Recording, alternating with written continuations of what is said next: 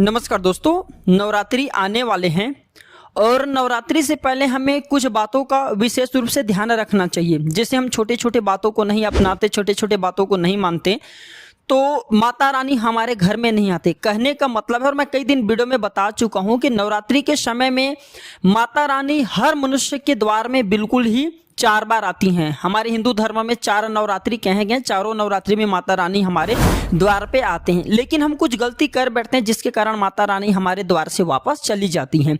अब देखिए, वीडियो ध्यान से देखना, तब आपको समझ में आएंगे। तो हम नवरात्रि क्यों मनाते हैं? नवरात्रि मनाने का हमारे हिंदू धर्म के पीछे बहुत सारे कारण होते हैं। बहुत से लोग चाहते हैं कि वह धनवान बन जाए, इसलिए नवरात्रि मनाते हैं। बहुत से लोग सिद्धि प्राप्त करने के लिए नवरात्रि मनाते हैं, और बहुत से लोग इसलिए माता रानी की पूजा करते हैं नवरात्रि में ताकि उनके घर में धन संपदा भर जाए और उन्हें माता रानी की कृपा प्राप्त हो। कहीं ना कहीं हम सब जो उपाय करते हैं वो सब माता रानी की आशीर्वाद प्राप्त करने के लिए, उनके कृपा प्राप्त करने के लिए, और हम भौतिक सुखों के लिए माता रानी नव दुर्गा की घर में स्थापना करते हैं और हम जो पूजन पाठ करते हैं। लेकिन नवरात्रि के दौरान कुछ ऐसी गलती हैं जिस गलती को हमें करने से रुकना चाहिए।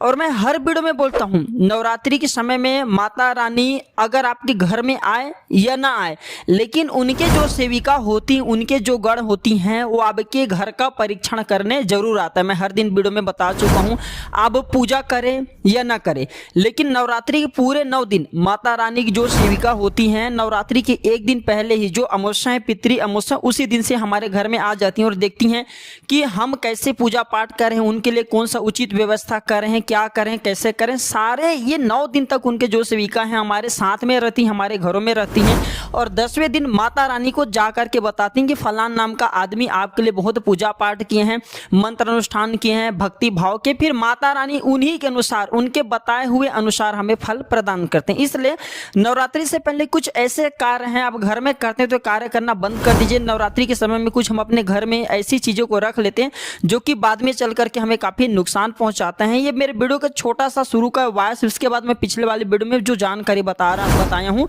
वो जानकारी इस वीडियो में अटैच कर रहा हूं। तो वीडियो को ध्यान से देख लेना, आपको आगे चल करके बहुत लाभ होंगे और साक्षात नव दुर्गा माता की कृपा प्राप्त होंगे, इसकी गारंटी हम स्वयं लेते हैं। क्योंकि प्राचीन ज्ञान चैनल एक यूट्यूब चैनल ही नहीं बल्कि आप सभी लोगों का परिवार है। मैं चाहता हूं मेरे इस परिवार में जुड़े जितने भी आप मेरे वीडियो को देख रहे हैं, आप मेरे व्यूअर्स नहीं, मेरे परिवार के हिस्से हैं। आप सभी सदस्यों को मैं चाहता हूं कि अध्यात्म की अच्छी जानकारी हो, जितने भी हम देवी देवताओं को मानते हैं उनका पूर्ण रूप से कैसे हमें फल प्राप्त हो, सारे जानकारी मैं इस वीडियो में बताया हूं। तो वीडियो को ध्यान से देख लेना, और अगर आपके मन में कोई डाउट रहेंगे, कोई क्वेश्चन रहेंगे तो कमेंट बॉक्स में पूछ लेना, बिल्कुल ही आपकी मदद की जाएगी। तो मैं दूसरे वीडियो जो जानकारी पिछले टाइम बताया था कि नवरात्रि से पहले हमें घर से क्या क्या चीजों को बाहर फेंक देना चाहिए, वह वीडियो अटैच करूं, ध्यान से देखना। जय माता दी। नवरात्रि शुरू होने से पहले घर से बाहर फेंक दे ये 5 चीजें। ऐसी कौन सी 5 चीजें हैं जिसे नवरात्रि शुरू होने से पहले हमें अपने घरों से बाहर फेंक देना चाहिए? धर्मशास्त्र कहते हैं माता रानी हर मनुष्य के द्वार में एक साल में 4 बार आती हैं, एक शारदीय नवरात्रि में, एक चैत्र नवरात्रि में और 2 गुप्ता नवरात्रि में। लेकिन हम सब ध्यान नहीं देते, इस वजह से माता रानी हमारे घर के द्वार से लौट जाती हैं। तो नवरात्रि जल्द शुरू होने वाले, आप भी नवरात्रि प्रारंभ होने से पहले अपने घरों से इन चीजों को हटा दीजिए।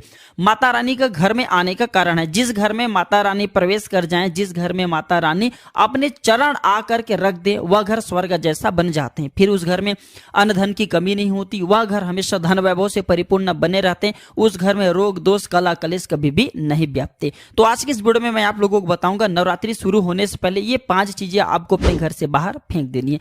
इससे पहले जान लेते हैं नवरात्रि के महत्व। जी हाँ, नवरात्रि के महत्व क्यों है? तो माता रानी के 9 स्वरूप कहे गए हैं। माता रानी की ये जो 9 स्वरूप हैं, धन, विद्या, कौशल, संस्कार, वैभव, कीर्ति, संतान प्राप्ति, रोग मुक्ति और क्लेश को दूर करने वाला, ये जो माता रानी के 9 स्वरूप हैं, ये सारे जितने भी हमने भी चीजें बताए हैं, ये सब चीज को प्राप्त करने वाला कहे गए हैं। और जो संतान प्राप्ति है, रोग मुक्ति, कला कलेश को दूर करने वाला कहे गए हैं। तो नवरात्रि से पूर्व आपको कुछ चीज है जिसे अपने घर में लाना चाहिए, जिससे आपके जीवन में धन की बढ़ोतरी होता है। हमारे धर्मशास्त्र कहते हैं, ये जानते हैं। तो सर्वप्रथम मैं आप लोगों को वीडियो के बीच में ही बताऊंगा नवरात्रि शुरू होने से पहले कौन सी चीजों को घर से बाहर फेंकने, इससे पहले कुछ चीजों को बताऊं जिससे आप अपने घर में ला करके स्थापित करते हैं तो माता रानी आपके घर में जल्दी आते हैं, आपके घर में तत्काल प्रवेश करते हैं, आपके घर में अन्न धन की फिर कमी नहीं होने देती। तो पहला चीज है, नवरात्रि शुरू होने से पहले प्रत्येक मनुष्य को अपने घर में घंटी जरूर ला करके रखना चाहिए।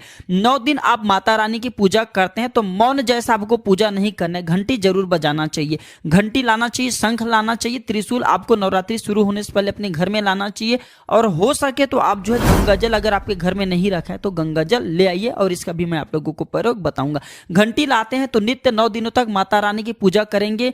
तो माता रानी की पूजा में आपको घंटी का प्रयोग करना है। ऐसा माना जाता है जो भी व्यक्ति माता रानी की पूजा करते हैं तो इनकी पूजा के दौरान घंटी का प्रयोग करते हैं, घंटी बजाते हैं, तो ऐसे व्यक्ति के जीवन में फिर कभी भी अन्न धन की कमी नहीं होती। ऐसे व्यक्ति के ऊपर में माता रानी प्रसन्न होते हैं और सभी प्रकार के उनकी इच्छा को पूर्ण करते हैं।